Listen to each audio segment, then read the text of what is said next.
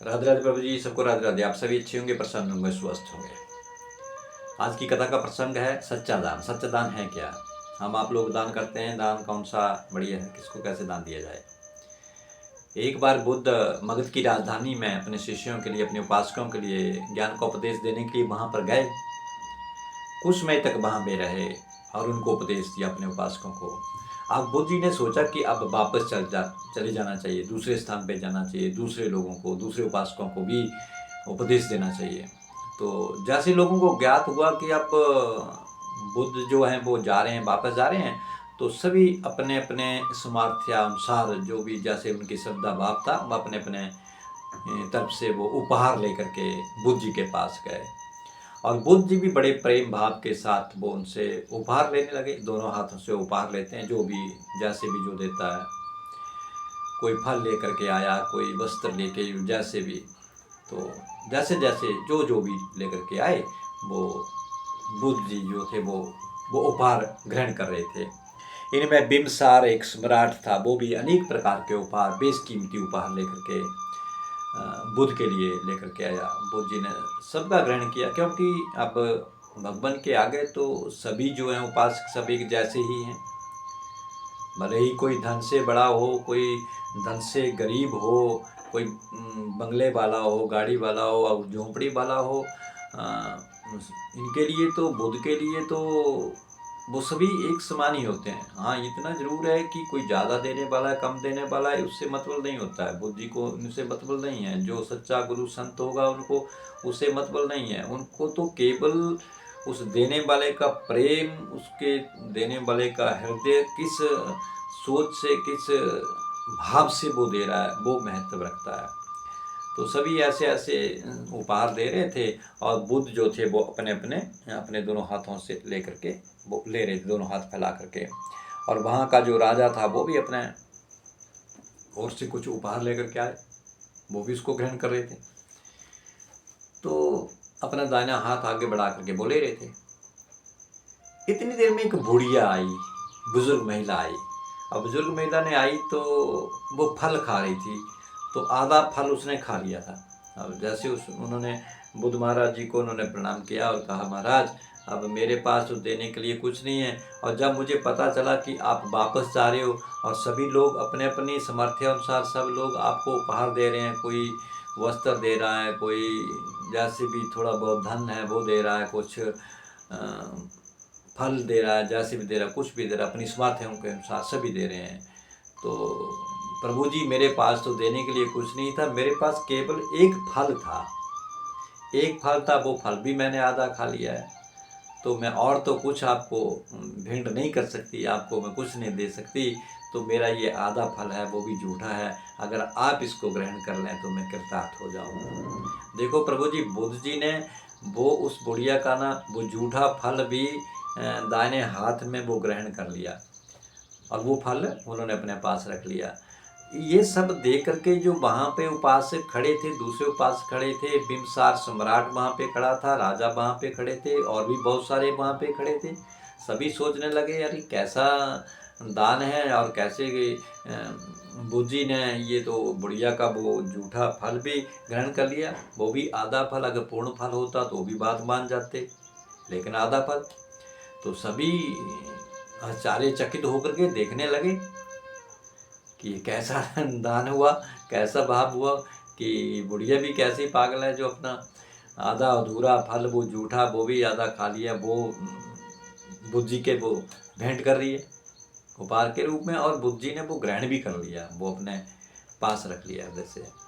तो उपासकों ने पूछा, महाराज कि सब लोग इतना वस्त्र दे रहा है, कोई बढ़िया बढ़िया फल दे रहा है, कोई मिठाई दे रहा है, कोई धन दे रहा है, कोई दौलत दे रहा है, सब कुछ दे रहे हैं और आप सबसे ले रहे हैं, लेकिन ये बात हमें समझ नहीं आई कि इस बुढ़िया का आपने वो झूठा फल भी ले लिया, आधा फल भी ले लिया, वो भी आपने ये कैसे ले लिया।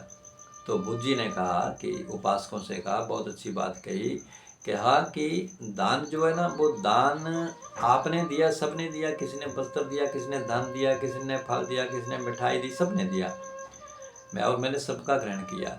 लेकिन आप सब लोग जिन्होंने दान दिया वो धनपति हैं, धन वाले हैं, पैसे वाले हैं, अच्छे। तभी तो आप दे रहे हैं। किसी ने धन दिया, वस्त्र दिया, सोना चांदी जो भी दिया, जैसे भी दिया, यानी कि आपके पास है तब आपने दिया। किसी ने धन दे दिया, किसी ने सोना दे दिया, किसी ने फल दे दिया, किसी ने मिठाई दे दी।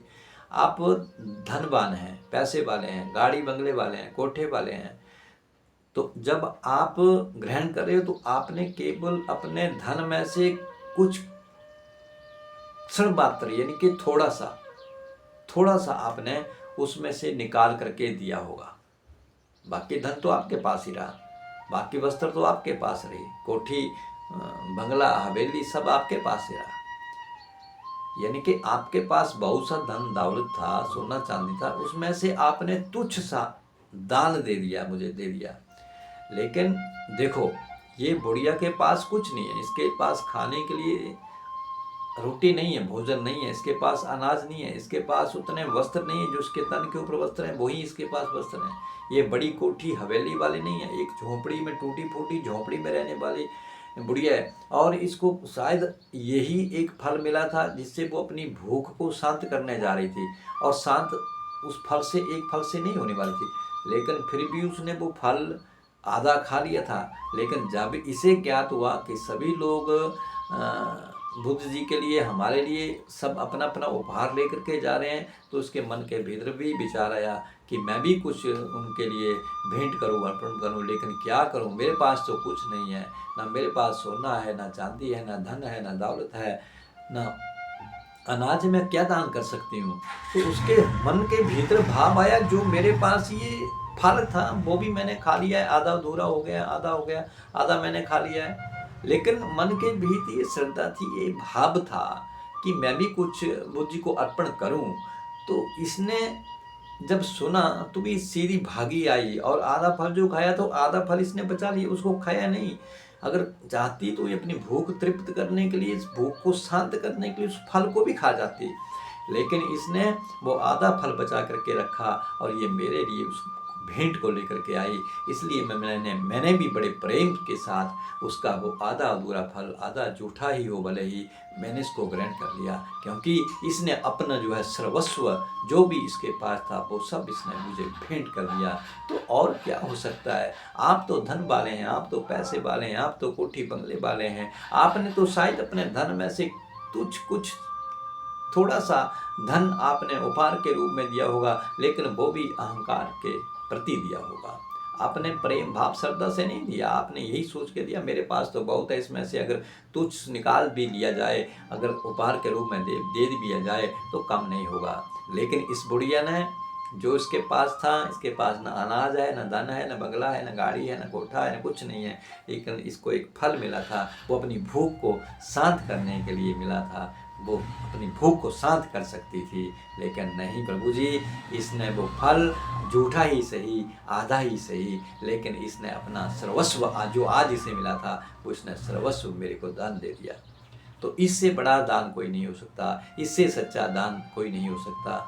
तो प्रभु जी, हम भी दान ज़्यादातर तभी देने की कोशिश करते हैं जब हमारे पास धन दौलत है, हमारे पास अनाज है, हमारे पास सब कुछ है, तो हम दिखावा करने की कोशिश करते हैं। लेकिन प्रभु जी, सच्चे मन के साथ, हृदय के साथ, प्रेम के साथ, अपने अगर आपके पास कुछ भी है, भले ही आपके पास 1 रुपया ही है, वो भी बहुत है, वो भी दान के रूप में गिना जाएगा। भले ही आपके पास एक मुट्ठी अनाज की है, वो भी दान के रूप में ले ली जाएगी, ग्रहण कर लेंगे प्रभु।